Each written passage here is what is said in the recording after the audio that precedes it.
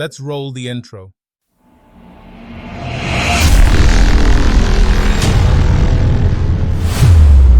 Alright guys, तो मैं आ गया अपने VS कोड में और यहाँ पर आप देख सकते हो मैंने एक और फाइल क्रिएट कर ली है 16.cpp। और आज की इस वीडियो में हम क्या देखेंगे, हम देखेंगे एक्सेस स्पेसिफायर।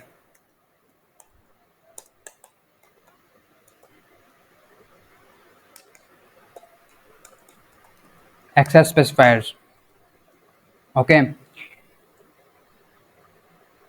हमने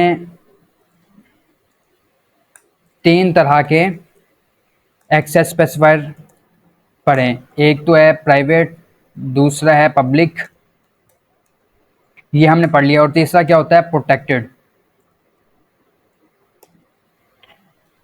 यहाँ पर मैं आऊँगा और मैं कहूँगा क्या तीसरा क्या है, प्रोटेक्टेड।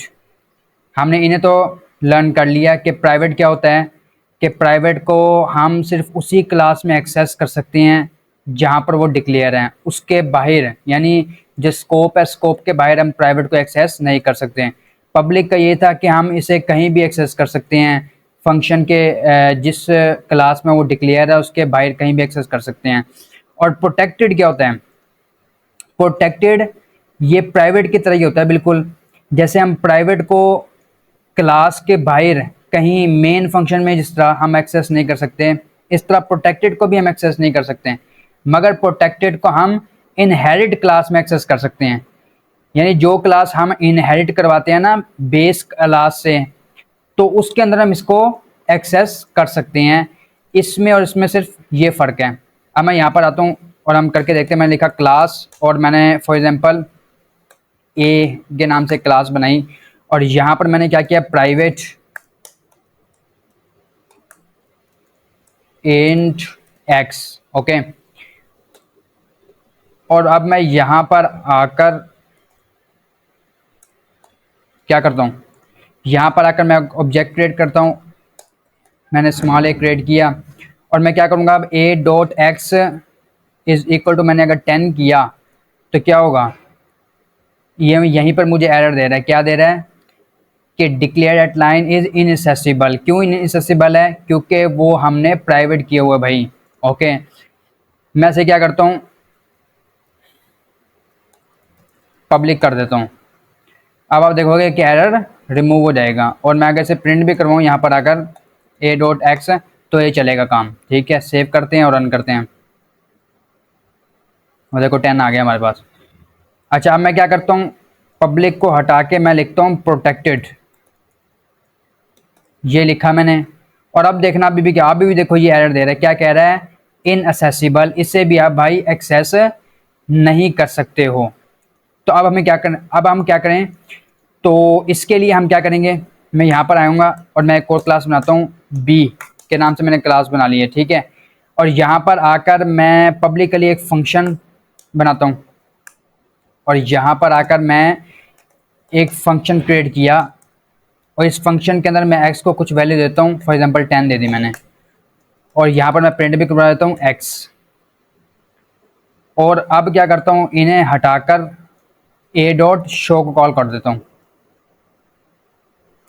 Dot show.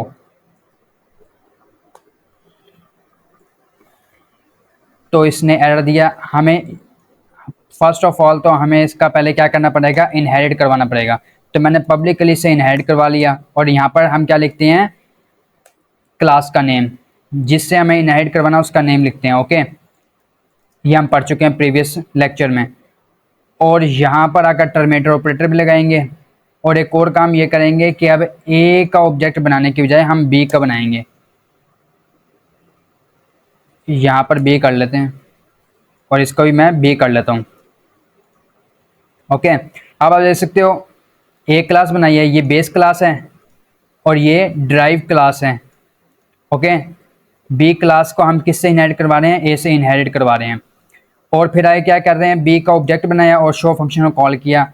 मैं सेव किया और इसे रन करता हूँ, तो अब आप देखोगे कि 10 हमारे पास प्रिंट होकर आ गया है। ये कैसे हो गया, हालांकि यहाँ पर हमने x को तो डिक्लेयर ही नहीं किया, डिक्लेयर तो हमें यहाँ पर किया, और वो था भी प्रोटेक्टेड, ओके। मगर क्या कहते हैं हम इसे यहाँ पर एक्सेस कर पा रहे हैं। तो प्राइवेट और प्रोटेक्टेड में ये फ़र्क होता है। अगर मैं इसे प्राइवेट करूँ तो आप देखोगे हम यहाँ पर भी इसे एक्सेस नहीं कर पाएंगे, ये फिर भी एरर देगा। ओके, और अगर मैं दोबारा से प्रोटेक्टेड ही कर दूं तो आप देखोगे कि ये एरर रिमूव हो जाएगा। तो यही फ़र्क है कि प्राइवेट को हम सिर्फ इस स्कोप के अलावा कहीं भी एक्सेस नहीं कर सकते हैं, मगर प्रोटेक्टेड को इस स्कोप में और जो इस स्कोप के जो इस क्लास से जो इनहेरिट हुई है क्लास, उसमें क्या कहते हैं हम एक्सेस कर सकते हैं। तो आप देख सकते हो हमने कुछ इस तरह का वर्क कर लिया। फॉर एग्जाम्पल अब मैं एक और एग्जाम्पल कर लेते हैं। मैंने अकाउंट बनाया यहाँ पर आकर और इसको मैंने 0 दे दिया, और यहाँ पर आकर मैं क्या करता हूँ, मैं एक कंस्ट्रक्टर बनाता हूँ। ये मैंने कंस्ट्रक्टर बनाया और यहाँ पर आकर मैं क्या करता हूँ, ओके, इसको प्लस प्लस कर दिया और यहाँ पर आकर मैं काउंट को प्रिंट करवा देता हूँ। ओके, सेव किया और अब आप देखोगे कि हमारे पास 1 आ जाएगा। ये देख सकते हो आप, हमारे पास 1 प्रिंट होकर आ गया। क्या हुआ कि यहाँ पर हमने एक प्रोटेक्टेड वेरिएबल बनाया, इसको वैल्यूज दी, कुछ 0 दी, और फिर देन इनहेरिट क्लास में आके हमने एक कंस्ट्रक्टर कॉल किया। अब हमें मालूम है कि जैसे ही ऑब्जेक्ट बनता है तो कंस्ट्रक्टर क्या होता है, कॉल हो जाता है। तो ये कॉल हो गया। इसने क्या किया, 0 से वैल्यू इंक्रीमेंट करके क्या कर दी, 1 कर दी, और फिर शो फंक्शन ने उसे प्रिंट करवा दिया जो मैंने यहाँ पर कॉल किया हुआ था। तो कुछ इस तरीके से वर्क करता है। आई होप कि आपको अब ये तीनों चीज़ें जो हैं एक्सेस स्पेसिफायर तीनों क्लियर हो गए होंगे कि ये जो तीनों स्पेसिफायर्स हैं ये कैसे वर्क करते हैं। आई होप कि आपको सारा क्लियर हो गया। मिलते हैं किसी नेक्स्ट वीडियो में, तब तक के लिए अल्लाह हाफिज़।